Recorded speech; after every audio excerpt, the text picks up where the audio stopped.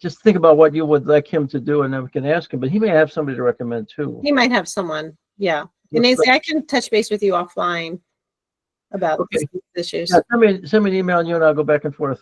Okay. But Thursday, we'll just update on special. Thursday. Okay. And pursue Michael Wilson. Okay. Okay. Hello, Jessica. Good morning, Steve. Good morning, team. It's a good job the other day. I'm sorry I couldn't be on it as much. But you know, I stayed for the beginning to get the idea of what you guys are doing. So thank you. Good job. Thank you for joining us. And Ann stayed with us both days. Yeah. I stayed the whole way through, and I will say I am very impressed at the passion and quality of the people that we have working in the correctional ed department. I mean, my takeaway as Prepare was that I learned so much. I mean, we're actually changing some of the direction that we were looking at with our curriculum. So I also think the education is high quality, and you did a good job scaffolding, because I am a diesel mechanic with a GED and I still understood what you were talking about. So good job all around. Thank you so much for the opportunity.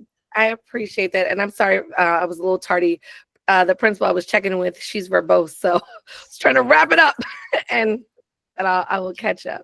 Yeah, I really appreciate, you know, how you, I mean, I didn't see the whole thing, but I know a little bit about the scaffolding and just how you can reach people in different ways and put that in your lesson. I mean, it was very good, and I wish I had the time to go through it all. But I didn't want to come back in the middle, because I would have been all, you know, out of sync with it. So we would have given you a scaffold.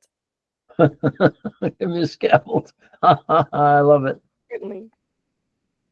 No, I think I want to just say what Ann said. The enthusiasm of everybody that I've met on the visits and talking with it is really true.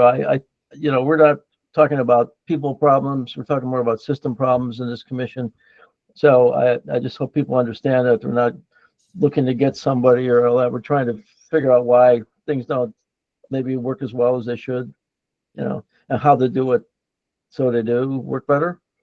And that, you know, that's the purpose. So, but I would like to talk to you sometime, if you have a few minutes, just about staff training in general that you're doing, you know.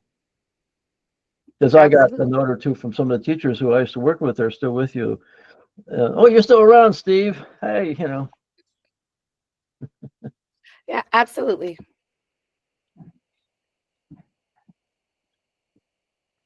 Perfect. I don't know if we want to go ahead and get started, if that's okay.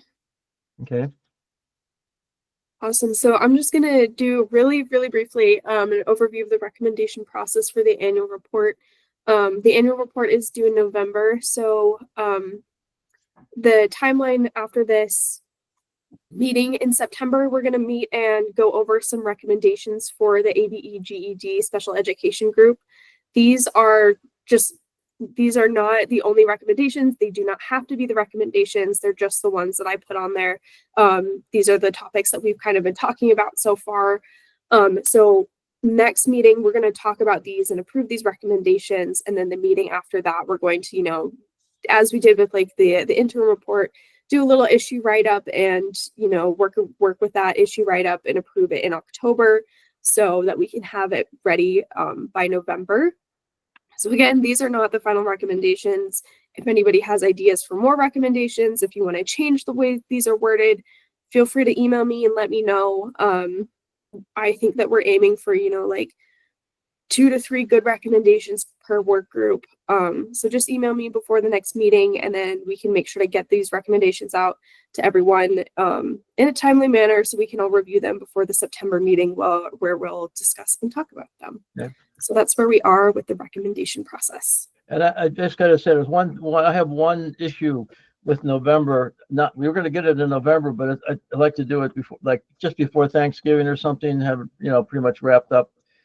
I'm going to be in Italy from October 28th until the 12th of November.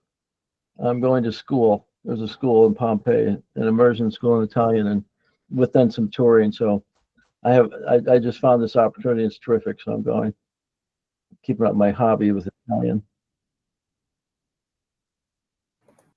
Yeah, Alyssa. is there a possibility of any recommendation regarding case management and placement? I mean, I thought the issue of students with IEPs being sent to Jessup and then having to move is a significant issue, but I don't know how many students that impacts.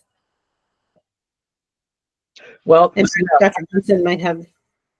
if we can find out that there are a number that are being affected and work on a recommendation there, that's terrific. I want to come up with a I mean, we have sort of a special education recommendation there with the diploma, issue, but anything else on special ed, if we can work on it, Alyssa, that'd be great. And if you want to work in that area, if we could get somebody to go in and look at that specific, I think that might require the special ed coordinator and like a special ed teacher that would, if we could get one to go in and look how that's working, right, Alyssa? Yeah, that's Okay. what we were thinking of. I just wanted to offer some clarification around special ed and Jessup. Do you mean not sending students to RCI, special ed students to RCI? Because you can send students to the central region. We have special educators. RCI is our only school where you cannot send special education students. So when we went on that tour, where were we? Because they were very specific. We were in Hagerstown? Yeah, that's RCI. Yeah, RCI. Is that where no, we were not in RCI. Where did we go? We just went to Jessup and we went to the women's. We went to JCI and then we went to the women's in the central region. Yeah, and I think Danielle will confirm this, but so I want to clarify a few things. Okay. So at RCI, we don't send students who have IEPs there because that school has a virtual academy. Within the virtual academy, it doesn't offer the opportunity to apply those accommodations and modifications that we know are necessary for student success with students with disabilities. Right. When there is a vacancy at any school, like let's say, the special ed teacher retires and, we need to hire for a new special educator, that special education student is still receiving services in the absence of a special educator. Let me explain how this looks. So let's say I get to the school, the special education teacher has retired. Written on my IEP, the person who delivers my service, and this is every IEP within correctional education, I'm getting those services from the general educator. That is my main service provider. That general educator is responsible for understanding my goals, my objectives, my accommodations, and my modifications. They're trained to deliver them. What the special educator does is special educator manages my case. That person is responsible for holding my annual evaluation meetings, ensuring that my reevals take place every 3 years. That is managed by another special educator in the case of a vacancy. But we don't have, but I would say DPSCS has a list of who doesn't take special education students, and they try their best to not send them to those schools. Does it happen? Yes. But then that's a conversation between DPSCS and labor, and then DPSCS assigns them to another school. At RCI, there was a special education teacher. Correct. That special education teacher but let me say, I talked to her, and it does happen that students come in there and then she sends them out. But I have a question of why do we even have a special education teacher there if they're not going to provide the service? Especially so when RCI was, before there was an officer shortage, that teacher provided special education instruction every day and case management. However, due to the officer shortage, she's not able to do so because we're moving to a virtual academy. That special education teacher, as of September 16th, is being reassigned to MCIH so that she can service special education students. That's what I was going to say, because if she's sitting there, why shouldn't she go to the other open institutions? It's not going to be any burden for her to go across the street, let's say. She is going across the street. Yeah, and so that's okay. Can I jump in here? Because this is the first that I'm hearing this and DPSCS is hearing this, that we are moving special ed teacher from RCI, especially now that we are actually having classes because there's officers there. So why now, since we're opening school back up, are we moving the special education teacher? Because I know there's 10 special ed students there and she had been going down the housing unit and It's- providing services. It's 3. It's not 10. It's 3 special education. Well, there students. was, so yeah. And they've all gotten moved somewhere else. I felt like our call went really, really well the other day on talking about the plan at RCI. We know that, yes, there are educators, there are correctional officers that are coming, but there was no date as to when they would be on post and fully ready to ensure that school was open. Because of that, we were all in agreement about moving to a virtual academy. Everyone knows yesterday we had RCI, Virtual Academy Professional Learning. It went exceptionally well. All of the teachers have built out their courses. They're actually planning today. There's an officer shortage. There's no school happening at RCI today. But yes, I would say in the 5 months that I've been here, RCI has had school maybe 4 or 5 times. 2 of those times being one time last week and one time this week. So because there's no deadline, there's no date where we can ensure that school will be open, we're continuing with the virtual academy and we will receive students at MCIH. Okay, so that's an issue that we need to all get on a call and discuss because MCIH has very limited space. We have shut down multiple housing units there and have moved IIs out of MCIH and we're only having a certain population being housed there. So by moving special ed teacher there, there's a reason why we don't have special ed there. So I think that needs to be a conversation that we need to all have because when we're talking about transferring, MCIH and JCI are the 2 facilities we do not have special ed at. So if there ever is a special ed student comes there, then Catherine contacts me, we do a transfer over to another facility. But that's going to cause issues by putting a special ed that we need to talk at a higher level about. Okay, well, see, this is an example of things we need to look at, a systemic issue where people aren't talking and aren't getting together. So, and I would have a question, why not MCTC? Because you have more school going on there and you certainly have a big school, and why not have special ed over there if it's we have 2, there's already 2 over there, 2 special so ed why don't the teachers. students get transferred? I mean, that's and very specifically, Stephen, that's why I wanted to jump in, and I apologize, Ann. This is a labor DPSCS thing. Yeah, I don't want to get into it on this call. In this forum, we can't do that without telling DPSCS. If it hasn't happened yet, it will happen. I'm sorry that the communication is happening here, and I'm not sure when we would have caught up, but we can't do it without that partnership. So I'm sure there are going to be conversations between the 2 of us before any of this happens because we have to do it in concert with them. But this may not necessarily be the place and the time to try to figure out.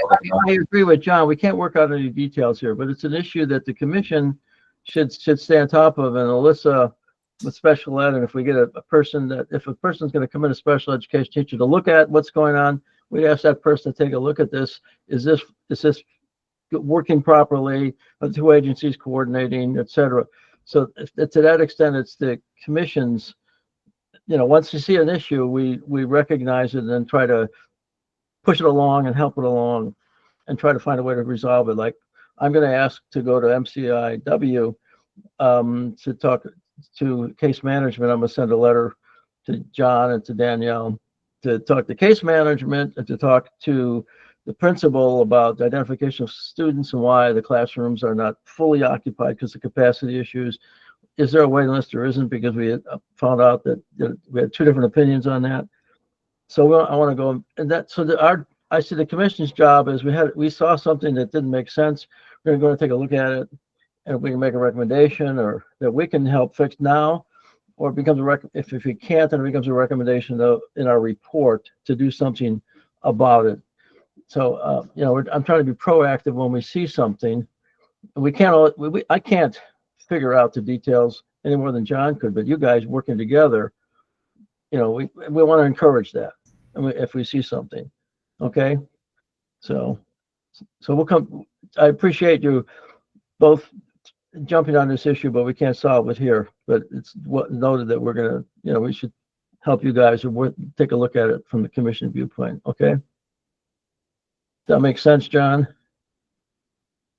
Okay. Oh, absolutely. Yeah, just figure we keep the weeds of this particular thing to a different conversation. So I appreciate it. Okay.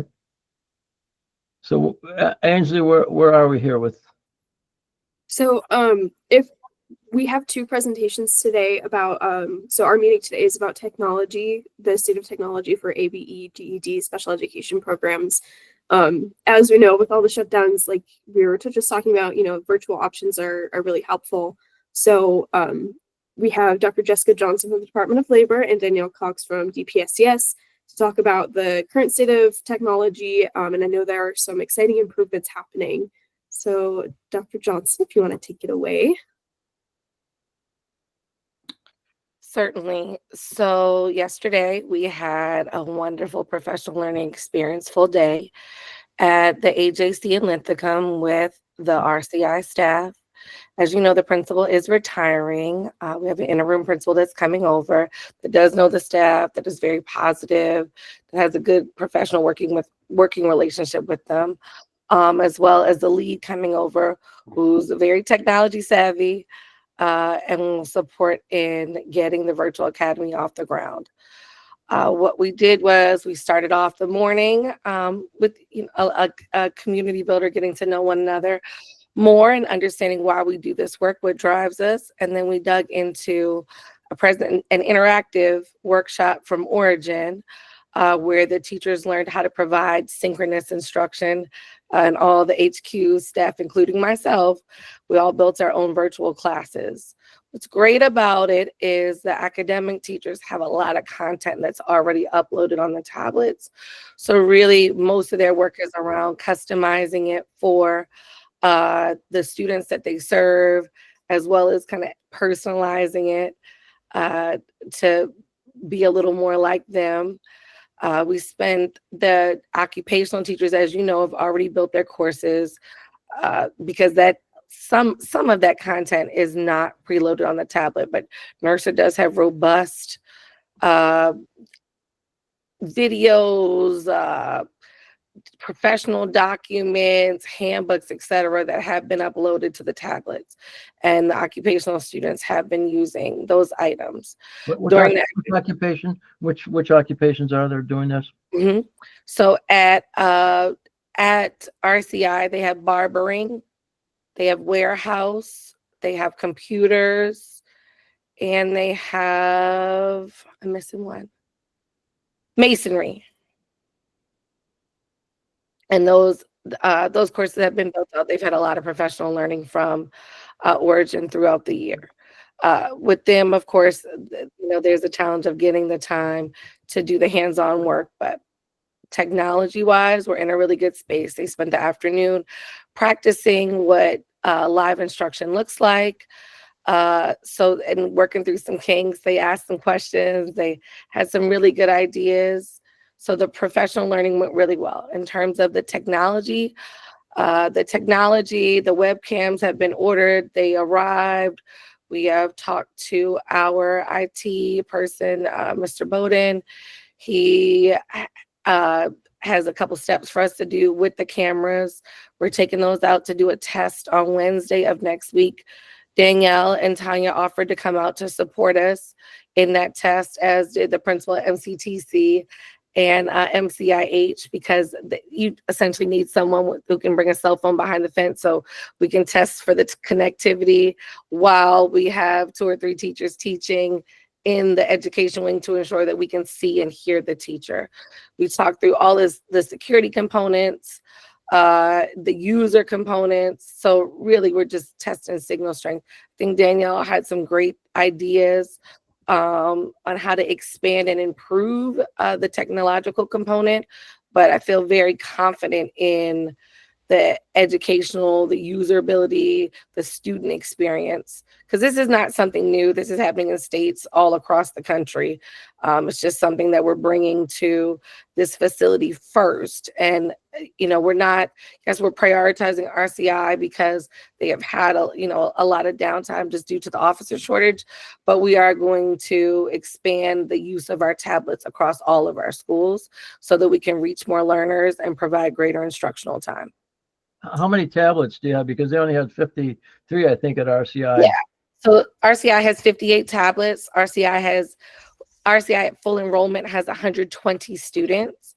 So the way it will work is each student will have 6 hours of live instruction a week, but we'll have the tablet for 2 full days, because in CE, a full schedule of learning is 15 instructional hours a week. So they would have the tablets for pretty close to 15 instructional hours, but would also be allowed some proxy work.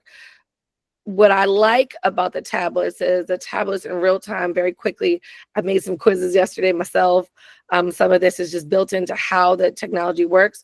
You can see exactly where all of your students are, give them real feedback, and assign them a line skill practice for them to do. And it's quicker, right? It's not, oh, you practiced on this proxy work for 2 days. Now I got to give you some notes. It's happening in real time. So it should allow them to get to 15 hours using Can this. I ask another question? Mhm. So I tried tablets and things at different places over the last few years when I was doing some things, just not doing them personally, but helping set up. And one of the issues becomes charging them. Are they allowed to take them back to themselves and charge? Yeah, that's a great question. So that is why we're working on this schedule to allow them to have the tablets get delivered and picked up each day. So they don't need to charge the tablets at all. The tablets hold the charge for the full time while they'll have it. It'll also actually have a lot of battery time left when we pick it up, but we as in labor staff will charge the tablets for the students. You said 2 full days. That means 3 hours each time. No. Oh, no. I'm sorry. No, the 3 hours of live instruction each day. So it's 6 hours total for the week, but they'll keep the tablet. So for example, if I'm dropping the tablets off during count time, I'm dropping the tablets off 7:30, 8 o'clock in the morning. I'm not coming back to get that tablet till 2 o'clock. So they have the tablet for 6 hours. And of that 6 hours, 3 hours is live instruction, 3 hours is asynchronous instruction. And Okay. that's 2 days a week. So that's a total of 12 hours of tablets, 6 live, 6 async. Okay. And the tablets keep track of the time people are using them. They do. The tablets keep track of everything. I had a They teacher at RCI give me a real rundown on these things, and so I'm just checking. Okay, thanks. Yeah. So you can see everything in real time, what time they logged on, and also think about this is live instruction. So I am getting real instruction from a teacher in the moment, and the teacher is able to assign me work. It's both.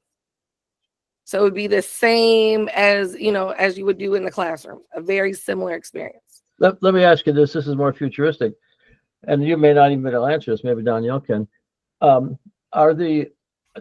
suppose that IIs have some technology they can take back, and have in their cell and the iPods or whatever. I don't know what they're using now. Their own tablets that they get at the kiosk. Are they able to charge in their cells right now? Those things, or what? I mean, how does that work with the tablets that they get that are part of public safety, not your The ViaPath tablets. ViaPath, right? Because in the future, I mean, if there's enough tablets, people can keep them overnight or whatever. I mean, it'd be ideal that people, could do that. Danielle, do you have any? They keep their tablets at all times, And and they they can charge charge them and everything. They're just turned on for certain services at certain times of the day. Like they can only make calls like at certain times of the day and that sort of thing. But other services they can use at all times. Can they charge in the cells? I mean, there's electric outlets in the Yeah. cell. Yes, they Okay. can. Yeah. Well, I'm not sure if they have to charge outside the cell or inside the cell, to tell you the truth, but they have them all through. Okay. Yeah. There's Ann said they gave charger and earbuds. The outlets are in the cells. There you go. I thought so. Yeah. Okay. I mean, I don't. But we are working a lot of to, possibilities for everything if that happens. Anyway, go ahead. we are working with Viapath and Origin to get Origin's application on the Viapath tablets. We've had some touch and go meetings between the two companies because they are competitors. But there was some good conversations out at ACA at the conference between our commissioner, Viapath, and Origin. Basically, I got the CEO, president of Origin, to talk to my commissioner and to Viapath, so we could get this moving, because they weren't listening to the vice president. So we finally got some higher level people in conversations to say, hey, we need to sit down and actually make this happen. So hopefully, fingers crossed, and that way they'll actually have access to the Origin platform on the Viapath tablets. And would that be full? I mean, sometimes when they put on another device, it's that you don't have all the tools and all the capacity of things. Yeah, no, it would be everything. Okay. Yep, we could put whatever we wanted on it. They would just click the application, sign in like they would the Origin tablets. And then it would come up whatever it is that had been purchased for that, or whatever labor purchase to use, the LMS, all that kind of stuff. So Yep. So that means there's an intranet or something available for these things. The Viapath tablets run on a kind of like a direct intranet access. It's not Wi-Fi. It is a very closed system that only Viapath owns and only they have access to. So it's not something that's connected to our network. It's not something we can tap into. They put it in, and when they leave, they pull it out. So that is why we can't get the Origin tablets to actually work with Wi-Fi or internet or anything in the housing units, because there is no internet in the housing units. Mm-hmm. The only thing that's in there is Viapath's network, and they will not let Origin run on their network. We've already asked. Intranet, or so to speak. Kinda. I mean, it gets out to the internet because we put URLs on it to be able to get out and stuff. It's just it's only Viapath has access to. Yeah, it only goes where you're allowed to go, kind of. Yeah. And what else? We are we did a bunch of surveys and stuff with Network Maryland, piloting at MCIW, putting in the Wi-Fi direct internet access there. Basically, it's going to be its own segmented education network that only education will have access to. They started looking at the costs and the quotes for it.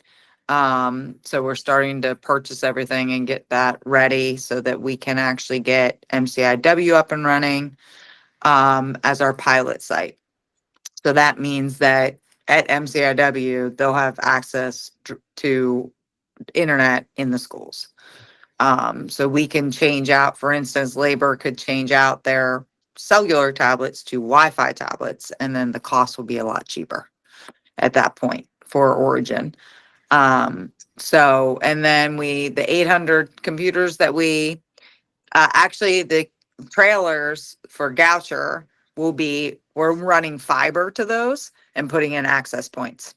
So and once we get that network in, we'll connect it to that. But for now, it's not going to be connected to it. It's going to be a segmented off of our network through fiber lines. Goucher had the funding to do it. They're paying for it.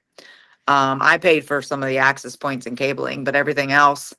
So Goucher bought 2 trailers through a federal earmark that are awesome. Did a tour through them the other day, and they will have their laptops connected into the Origin network there. So the students will have laptops in those that will be connected to the internet in the trailers. And they have bathrooms, so we had to we required them to put a bathroom in it. So we ran the sewer, water lines, electric, and all that stuff to it too, which Goucher also paid for. We're paying for the cost of all of the, the payment for the sewer and the water, every month. But they paid for putting in the lines and everything as part of putting in those trailers. In addition, they're turning them over to us, meaning that the ownership will be turned over to DPSES, so that if Goucher ever leaves, that means it's our property that we can then do what we want with it at that point. So, what Can I ask else? a question with Sure. that? With the so they have internet in the trailers, Yes. but are they able to take the laptops back to work on them In without the housing units? Yeah. Not yet, because remember, we don't have internet in the housing units. Well, but you So- don't necessarily have to have internet to work on your tablet. The laptop, they do, I mean, because everything is on the Origin. I'm sorry, I said tablet. I meant laptop. Yeah, everything's through the Origin network. So in order for them to get on and do any of the work, they have to be connected into Origin network. Yeah. So they have to log on to it. It's not on Correct. not on the laptop. Which is why we're trying to get the tablets and the housing units connected to the Origin, so that labor, our post-secondary programs, everybody will have access to that in the housing unit they're going to have laptops that stay. There's going to be a set that stays in one of the trailers, another set that stays in the other trailer. And then they have a set of laptops that are in the school, so that then they don't have to take them back and forth. Because with the Origin, it's just a single sign in. You don't have to have your own laptop. You can sign into any laptop that is on that network. So that way they're not taking them back and forth. Okay. Yes. They still have access to like Microsoft products and everything on it. So On the laptop by itself. on the laptops, yes. Yep. What else? So yes, we're in the process. I actually just sent out an email to labor leadership, the technology calls that we have every other Friday.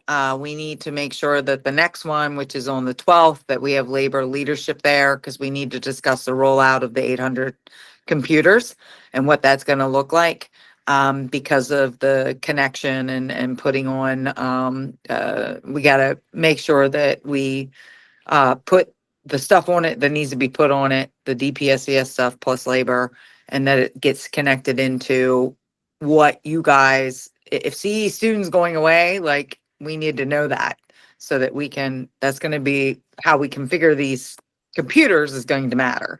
So we need to have a conversation about what all you're going to want on these computers, because that's going to matter when we put them out there and configure them. So if everybody could, Jessica, you, Rochelle, could join into that call. I know Tamara and Erica typically do. They didn't today, but it's holiday. They're probably out. But yeah, if you guys could join that next one, awesome. Thank you. So that we could talk about that and get that started. Right now, we're doing a big, huge domain project, because we are changing tons of stuff out, going to new fiber lines, putting in new fiber lines for the CCTV. And in addition to our network connection, we're trying to get away from using those big data centers, and stuff, especially just the one down here in Baltimore. So we're trying to get, onto a better system for network and internet access. So until that project's done, we're not going to be able to do the rollout of the 800 computers, but we're hoping within the next month we should be able to get that done. But that's why we wanted to talk and make sure we put everything on there. It needs to be on there that you guys need. What Danielle, you missed else? the happy part. You missed the happy part you missed the happy part of the computers will work, and we'll change them out as we go. I thought that was like the celebration of it all. Yep, the current computers will work until we switch them out. That was great. That was great news. Yeah, go computer by computer there. I think there was something else that was a happy thing that but I don't remember what it was that we talked about. I'm trying to think technology wise. I think that's it. We're moving along. I would like to see if we, at some point, I would be very happy to go down and visit and see it live, demonstration of all this stuff in Jessup. It'd be easy. Maybe other people would want to do that, to really get on a hands-on how it works, either for the college or, you know, you're not doing the virtual stuff at MCIW with, like you're doing at RCI, but, you know, I'd be happy to go out to see RCI, is it, you know, when that gets running, to see how it goes. Cause I was excited when this one teacher was showing me what she could do just then, you know, and as I think this is the birth of something really big. I mean, I think we'd all agree that you have to have face-to-face instruction Hybrid. and Mhm. computers and virtual stuff all tied up Right. together, and being able to message and kind of communicate, and nice to take it back to yourself, all that, you know. And now we're starting to go that direction. Although, and the worst part of it is that at ECI and RCI and now west farther, schools closed, but this is probably the strongest tool without face-to-face instruction going on, where they can, you know, virtually communicate with each other, you know, for a number of hours a week. I mean, that's terrific, because we got nothing going right now. And really, I mean, you Yeah, got ECI was only shut down 4 days last month. ECI. So, yeah, yep. No, So they're open now. one of It's the days, just the we occupational were that, there, right? what was that? Shut down one of the days we were there. That was for training, not because staff. They were all We the were teachers were at told training that we day. were told when we were there that it was shut down since June 25th. Yep. Yeah, that's just the occupational. That was just the occupational side.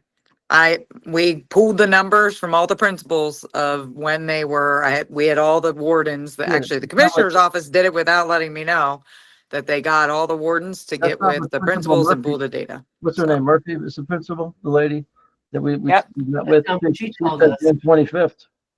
You know, we met with her and one of the teachers. May, they were shut down 4 out of 22 days. In June, it was 3 out of 21 days. In July, they were shut down 7 out of 22 days. So now Well, that's- that was academic. Occupational, yes, they've been shut down, but that's because of the fencing project.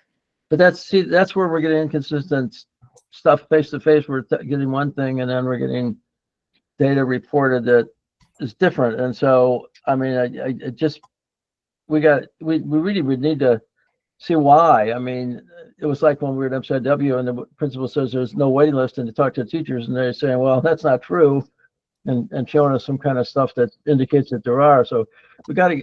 The commission really would like to get the thing straight. You know, the officer shortage is just horrible. I mean, no matter how you cut it. And Well, we actually asked labor and they agreed that when they're doing those monthly, shutdown reports, that what they're going to start doing now is sending us academic and occupational, and then also reasons why.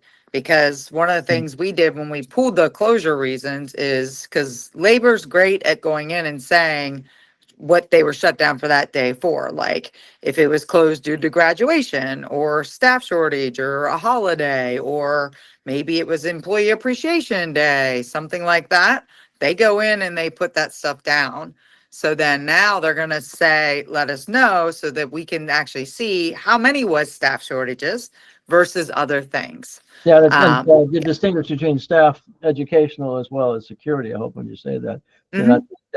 So, that'd be good to know. And Yep. Also, I'm really anxious to start looking at the first reports and we say, okay, we got all this going on, but what is the capacity and how many are actually in the rooms and all that? So we get not just attendance, enrollment, and closures, and wait lists and all that, but how are we working toward filling the classrooms to what they ought to be? So Right.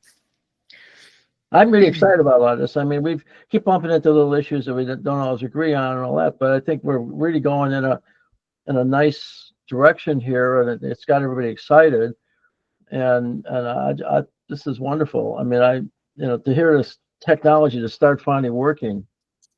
Well, we've had technology working with post-secondary since 2016. We've been doing hybrid classes. So it's really, this has been much of a bigger. Yeah, getting more of it. And then we've had the tablets since 2016 or 7. Right. No, 2016. Right. Yeah.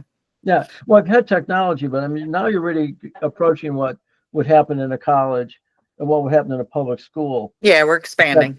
And that's what or it happened in a really good adult ed center. So that's what I'm hoping we can accomplish here with, Yeah, labor, with the virtual instruction, like we did have a great meeting about how, on the days that we have anything that they could be shut down for anything, that we could have the virtual academy for. And God forbid, one of the things we said was, God forbid we have another COVID, but if we do, we're ready for it. Yeah, I'm not sure the federal government's ready for it, but we might be. Right. But yeah, we're definitely moving forward. So it's a good thing to see. It's exciting. I really, that's why I really want to see some of this stuff firsthand. I mean, Yeah, you're more than welcome to come out. Now the colleges meet in the afternoon, like between 2:30 and 8 at JCI, and you could see them doing the virtual instruction, doing the origin stuff and going through that platform, doing their advising and everything. Goucher, you guys are more than welcome to come out and see the new trailers.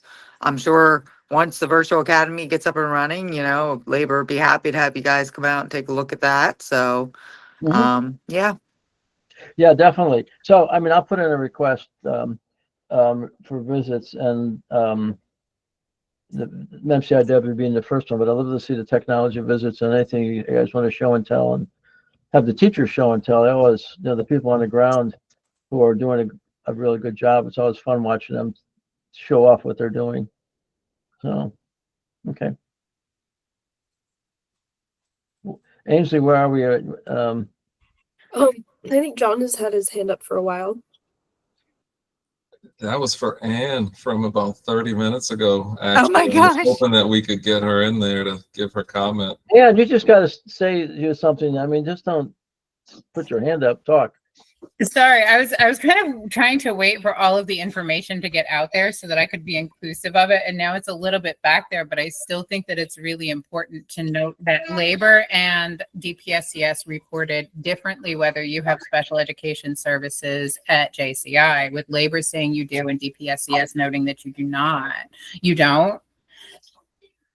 No, anybody that comes in JCI with any special ed, they are automatically transferred. Yeah, because that's what another. Alyssa was talking about. And also, like, I want to triple down on recommending that the commission look at a recommendation of creating that interagency work group that's kind of like bright lined around with participation of all the people that we talk about here, because several times like these issues have kind of come out in commission meetings. Why is that happening? Because this is the time that you're talking. So if we're seeing that as a commission, our recommendation is not to be, to negotiate the outcome, but our recommendation as a commission, I think, is to say that we need to create this interagency work group that regularly meets so that these issues are coming out the way they are in commission meetings, in those interagency regular weekly, defined workers meetings. And I know I've made that recommendation before to kind of do an assessment of what staff is where and how they interact and kind of draw out the whole structure. But I'm going to triple down on that data request. Really want to know all the people that participate from all the sides, what they do, and who we should engage in that interagency work group. Amen. I have something that I'm thinking about, and along the same lines, because something that would help the whole system. And the recommendation. But I think after we have the commission presentations on how things are organized in different states, we can really start talking a little bit about making a real solid recommendation about pulling all this together under something where communication happens, as you say, regularly, and who's there and who needs to be there. Because I think everybody's really trying to do a good job, but often, and I mean, I'm sure I was guilty of this when I was working, and run off and do something and without asking corrections first. We did have a correction liaison between the two agencies who really helped with that, but that was a one-person thing. And once you got to have something more formal, I think, Ann. And I really want to underline what you're saying, that it's important that we figure this out. So can I just go back to the JCI, because I have to admit that I'm really quite confused. Are students with IEPs sent to JCI and then have to be transferred out? Typically, we don't even send them there. once we take and interview them in intake, like if they are noted as being special ed, we will not even send them to JCI. It is only if we do not recognize, they don't say anything, they don't have an active IEP, there is no, they say, hey, I'm not special ed, then, and they might happen to get transferred to JCI then. And then at that point, though, that's when the principal will do an intake and they find out that they are special ed. They will send, because if they're under the age of 22, they will automatically, labor automatically looks to see if they have an IEP, whether active or not. We do have an under 22 list. It comes out every month and they automatically look to see if they if they have a high school diploma or GED, they disregard them. But if they don't, they automatically run them through the Maryland online IEP system to see if they have or did have an IEP. So if one of them happens to end up at JCI because we didn't catch them, then they are transferred to a site that actually has special ed services. And is there any data on how many students that happens to? Do we know how many? Oh my God. I maybe get 1 or 2 a year that Okay, happens so to. not often.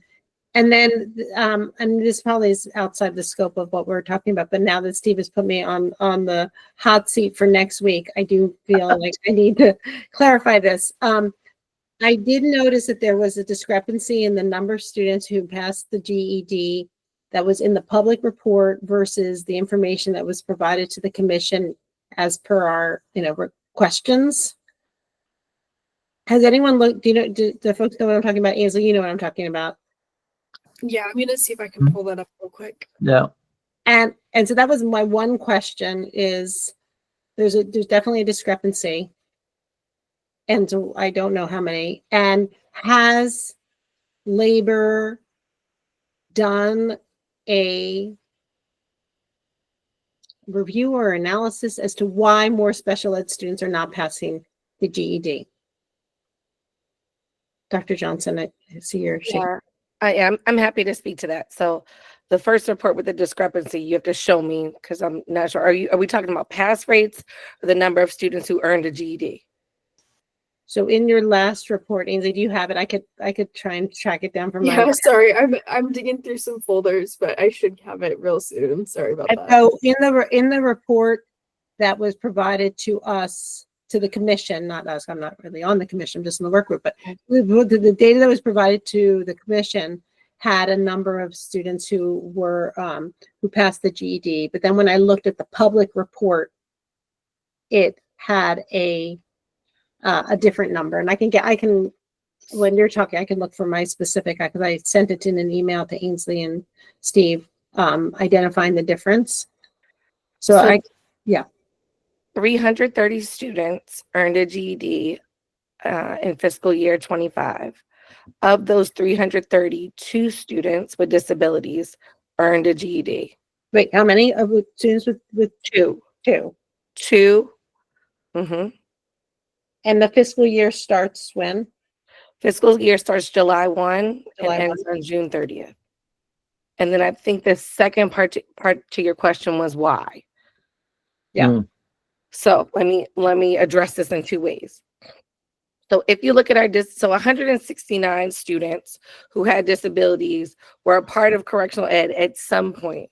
Now we recognize that some students, they didn't stay with us. Like they might have been at MTC where their average stay is 5 months because typically they're released from MTC. Sometimes a student could receive service. So we work with about 100 students decently, consistently over the fiscal year. Of those students, and this is one of the goals, 26% of those students were students with coded as O1. That means that they have an intellectual disability. Intellectual disabled students would qualify in most cases for a certificate, a high school certificate, which is different than a GED. And that is one of the goals. So typically when a student reaches secondary school, What you look at is you look at it's called present levels of performance. So you look at how the student is performing. You do a battery of cognitive assessments, and then you determine, is it appropriate for the student to matriculate on the diploma track or on the certificate track? Currently, correctional education only offers a diploma track.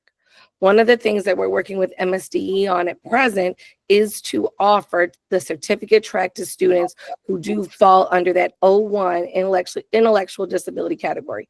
That would certainly allow for more students to reach success with earning their high school or high school equivalent diploma, right? In this case, a certificate. So that's one part of the problem, and that's how we're attacking it.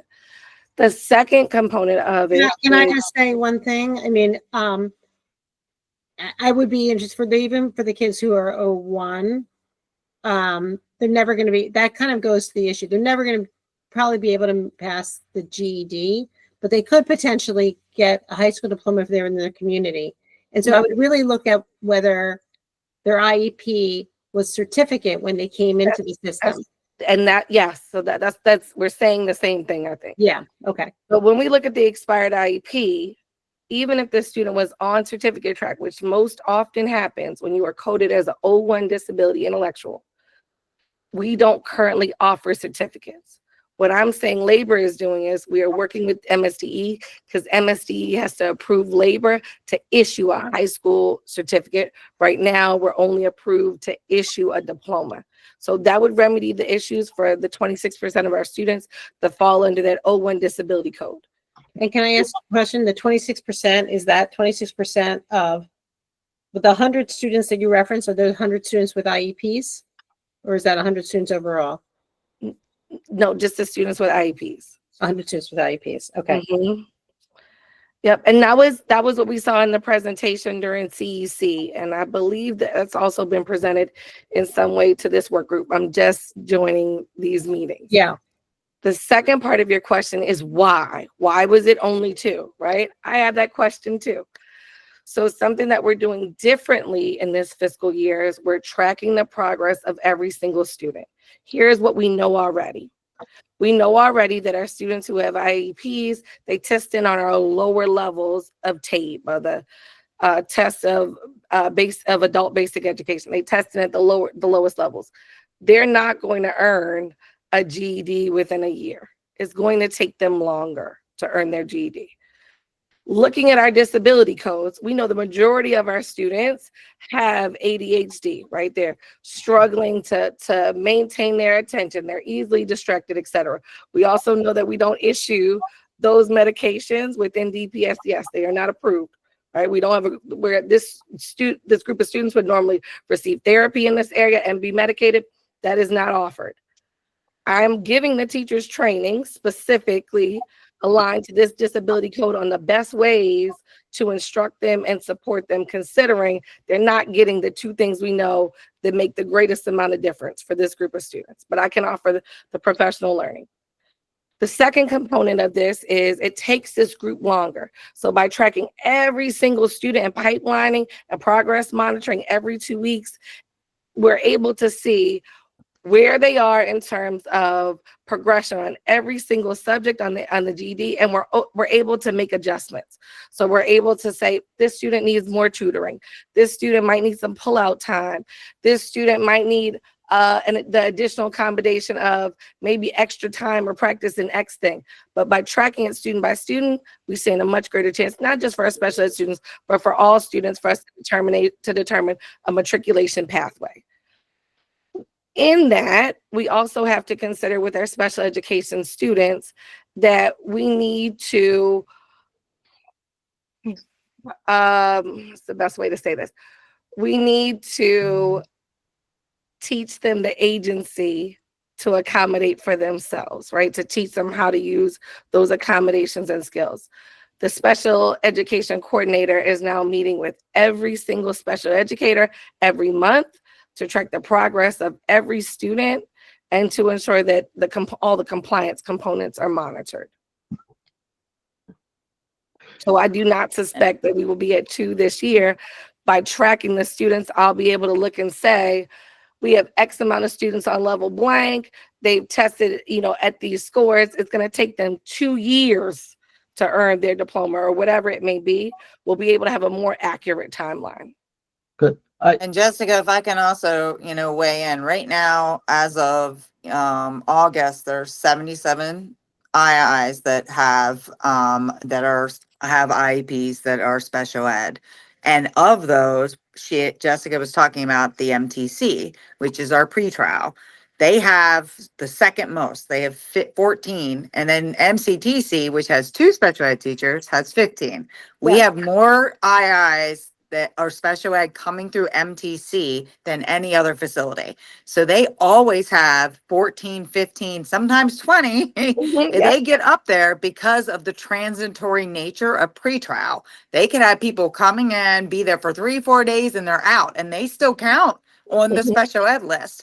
So you might see only 8 or 10 people getting a GED out of that 77, but half of them only were with us for 4-10 days and we're gone, but they still count in our records. So that's another reason why labor, you're seeing that. And I think that we're giving undue criticism to labor about this when really we got to look at that transitory nature of a lot of those IIs Well, we that are don't coming know in with special ed. we don't know if we're giving undue yet because we need to have, I think what Jessica just laid out. If we have that kind of data, then we can look better and so right now with the discrepancy with two students and 8 students and different reports, I mean, if what Jessica's saying is we're going to start doing and then everybody sees that, we have less of a problem. And then I think Alyssa pointed out, rightfully so, something that needs to be looked at, and now we're beginning to look at it, and that's great, and understand it better. One of the things one question I would ask, and I'm sure it's been asked before, is why can't people who need medication be able to get it? Why couldn't public safety? Maybe it's a cost issue or whatever, but it seems to me that I have my own ADHD son who is an adult, still takes medication to focus, and then he doesn't. He's different. And so we do prescribe medication. Our psychology unit, medical unit does prescribe medication. But labor and their therapists and people, I think what Jessica was trying to say is they do not prescribe or give recommendations, but we do. So if they come up and are shown to need it, we do prescribe as needed. But isn't there some mechanism that if labor's identified a special ed student who would have had Adderall or something on the street and public safety doesn't, coordinate that so that public safety can prescribe something? There should be, that's another issue then. If the medications aren't consistently being given that they should have, why? It's another question that's just been raised here. So, so why? Because there's 2 different. You identified, public safety is giving certain medications to people, but labor is saying, well, special ed students should have this. Well, I think that should come together somehow. I think Danielle and I agree here. I think that's what's being missed. So, like, to the point about attendance and exactly what Danielle said, like, that data is 1,000% correct. So in the tracking pipeline, one of the things that you'll see are days in school so that we can give a more fair view of the numbers. Okay. What Danielle's saying is also correct. We are in agreement, again, that the students that we see most often are not medicated. Right, and that is simply for our highest disability code. Not that medication fixes everything, but typically it is used with this group of students along with a course of therapy. Mm-hmm. And I think Danielle is offering a recommendation, a way around it. She's saying, well, perhaps they cannot get it from us. Maybe they could go to DPS. Well, that's exactly what I'm saying. But we're saying it's not happening right now.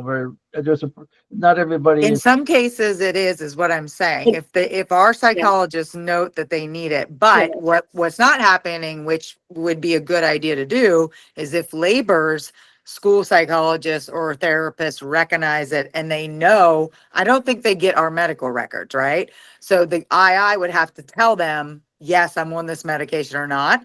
And if they recommend that they should be on something else, labor and DPSS can work together with our psychology teams to see if they're not being prescribed that, to then work that out. But, No, is there- some of them are, but some of them aren't. As Jessica was describing the data we're beginning to collect, maybe that's another area, that screening for medication, that when you see the IEPs, libraries looking at this, that this person comes in an IEP and they had the need for certain medications, and then, that gets identified, and then it does get reported to public safety, so that the two psychologists or whoever health, who's ever in charge can recommend that. I mean, the psychologist can only recommend, the psychologist can't prescribe, so it has to get to Right. to an MD somewhere. Right.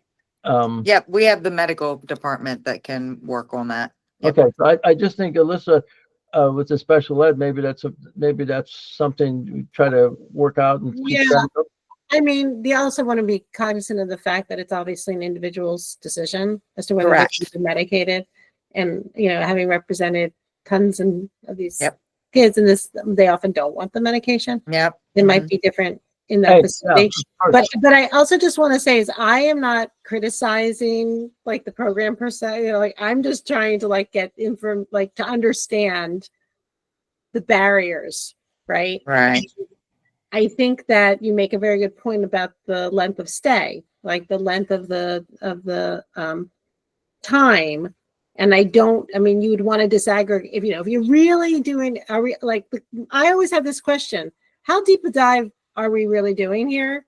Do you really want to do a very deep dive? Do you want to disaggregate the data so of the 100 special education kids, how long their stay was, what their credit count was before they came in, what their disability is? Like, if you're doing this from a real program review, and I don't know that that's what this is. Yep. That's what, the data that I spit out was literally from the library or special ed coordinators database, which has Right. all that. She keeps all that at labor. So the stuff I was spitting out, the stuff Jessica was spitting out is all from the database that the special ed coordinator keeps and then sends to us, and so that we know where they're at, how many days, where they're going, and all that stuff. So yeah, we are keeping that, and so is labor. So Yeah, no, so it's really more the question of what is the commission's scope of their review? yeah. What is that's what I'm kind of struggling with. Well, I think we're trying to take some guidance from you on this. You're a specialist in this area, and you wanted to get a special ed teacher to go and look. So if you would guide, how much do we want? I think Jessica laid out and Danielle laid out. There's a lot of data there, and you should hopefully maybe. Well, my point is, how deep do we want to go with this? I mean, the point is that, and I keep coming back to it. There are kids who have IEPs, and I would even say I have some kids who have been intellectually disabled who are still pursuing a diploma, because you can do that in the community. And because the GED in and of itself is intrinsically difficult, even for some kids who don't have an IEP, a GED is going to be super, super hard. So if that's the only thing that you can attain, setting aside the certificate, the special ed certificate, there's going to be always a group of students for whom they're never going to be able to achieve a high school diploma. And that's why I was kind of pushing consideration and maybe looking at what other, and I know Ainsley and Steve, you've done this, and looking at other states who have had alternate routes to GED, to high school diploma, not just for special education students. I mean, you can do the carve out because you understand, intrinsically that the student with a disability has additional barriers to academic success, but that there are students who will never be able to pass the GED, whether they have an IEP or not. And that, we're looking at this issue, recognizing that the ceiling has been set, I don't know if that's the right, image, but you have very limited options. I guess that's the, and so there's going to be, there's always going to be students who are, for a number of reasons. Yeah. But I think what you point out, I mean, I'm aware of some of the other states who the years I used to work with them that had that they were a school district, they had the option of these different options, and most of the time people were going through the GED program, but labor does not have the option of issuing a high school diploma other than the GED, which is a state high school diploma. So I think recommending that we look at how we could correct this. Alyssa's just thrown up the recommendation here on special ed. It's a okay. So you added that one there, but the special ed we didn't have. Okay, here it is. Number 2. Continue exploring alternative pathways to high school diplomas for special ed students. I mean, it may take some work to do that, but we do know that if you have a school district, you can do that. But how do you get a school district approved? I mean, is it possible that MSDE could approve what we could put their structure together and approve it as a school district, or where does the power come from? We need to look at all that. So I met with them. So we have already discussed moving into a certificate track for our special education students who qualify. Right now, I'm going through the qualification process and the approval process, but it's already been proposed. I'm a little concerned about the medical component. I wonder what Danielle thinks on that one, because it's maybe something I think we could just do in our office, and maybe it could just happen between her medical team and our psychologist, because I don't think it's necessarily a goal, because it still leaves that to personal choice, because there are lots of students who choose to not use the medications for an ADHD diagnosis. Right.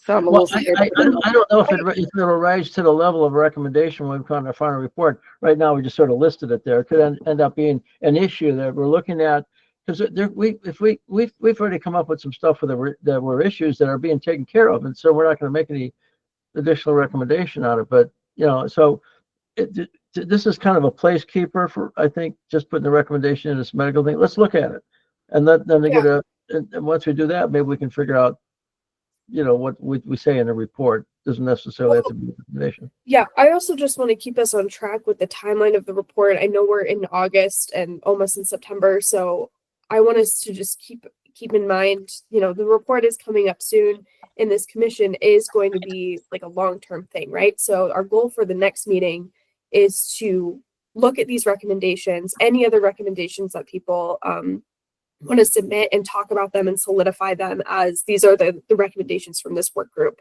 And then the meeting after that is, writing up the issue descriptions.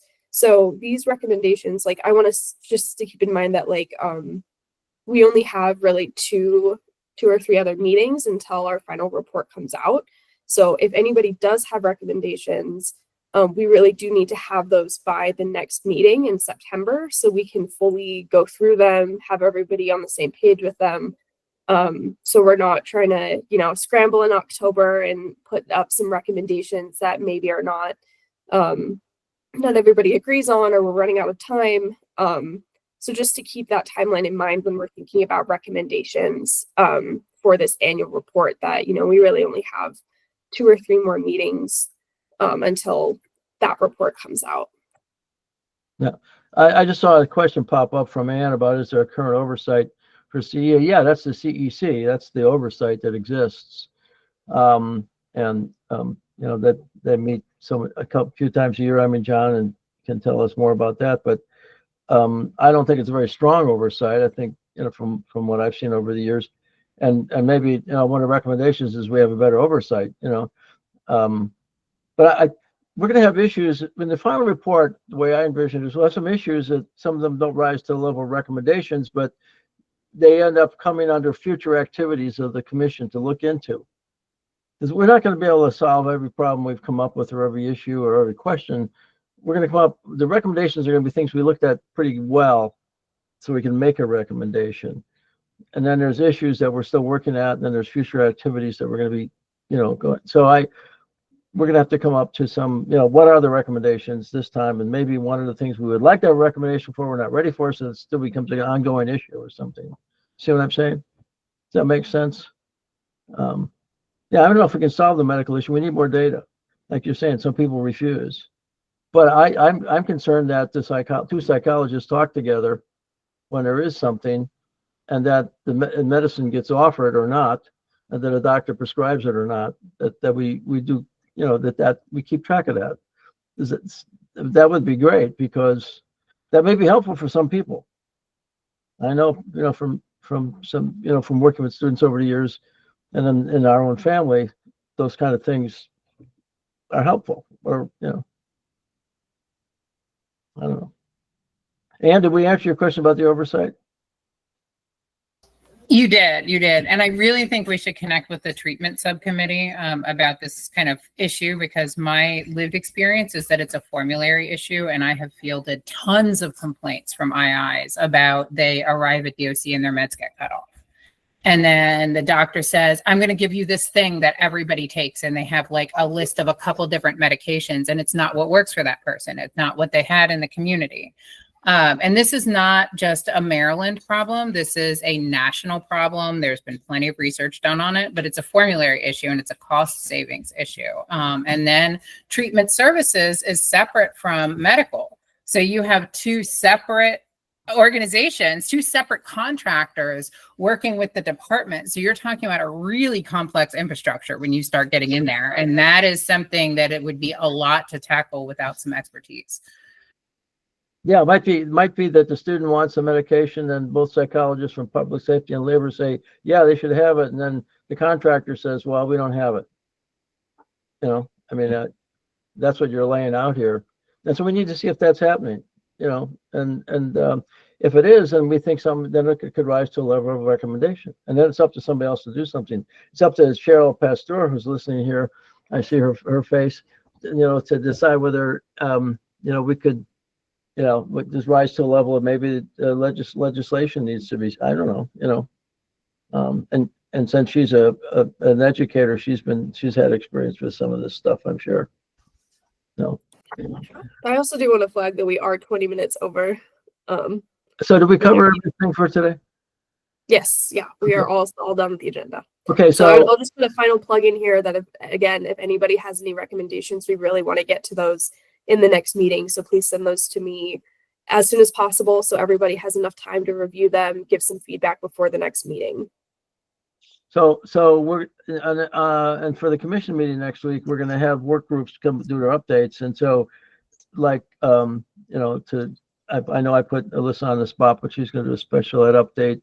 And what's the other one that we're going to and the update on the data, John, through Rochelle, however you want to do it, update on how we're doing our data collection, and with particular the recommendation about capacity and stuff. So, okay. Yep. All right. So I hope I think we accomplished a lot today. We created a lot of confusion at times, but that's why we have all this brain power here to sort through this.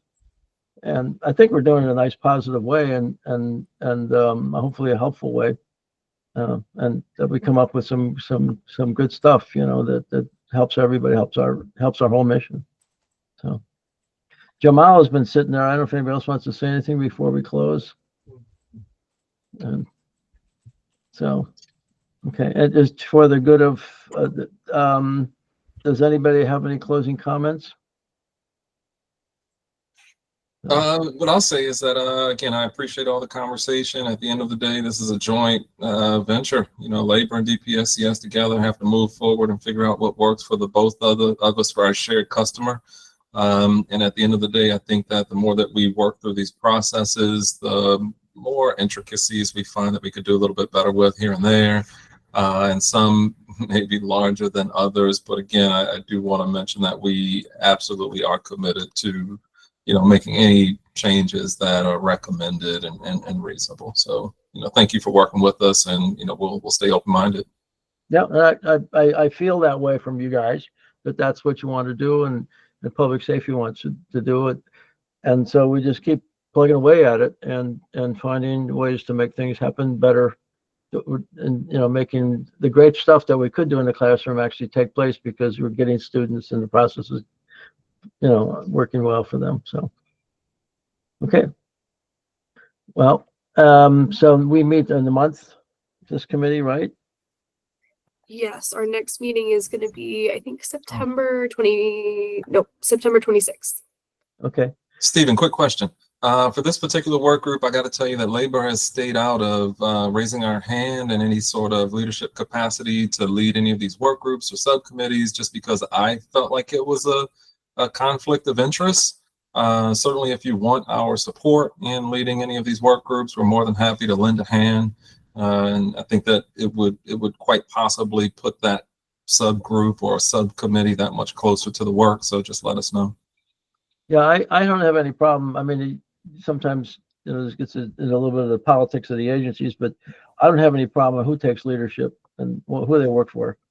So okay. So I guess that goes out to Alyssa then. So Alyssa, if you any help you need, call us in, and we're happy to get on the ground with you and work through whatever information you're looking for. Even if that means bringing you in so that we can go through the computer and sit for 2 hours and answer whatever questions you have. Dr. Johnson, we haven't met. I'm a special ed attorney, was Disability Rights Maryland for 20 years. I'm now at the Public Defender's Office. I am one of 2 education attorneys statewide. And so I have a breadth of experience representing students, but I'm not a special education provider. I don't do program reviews, so in that capacity. My role has really been about rights enforcement, right, or making sure kids are getting what they need and all of that. So I can ask questions and see things that other people can also see, or maybe holes, or I don't feel that I am the appropriate for me to be like the main voice or the only voice about special ed. And I know I keep saying that, Steve, and to Ainsley, but and that's why I think maybe it would make sense to come down or to meet or to set up another call so I can just look at the data to say, I don't know. And I also am I'm a juvenile, I do juvenile work. I have lots of kids who end up in the adult facility and have concerns about what's happening to them.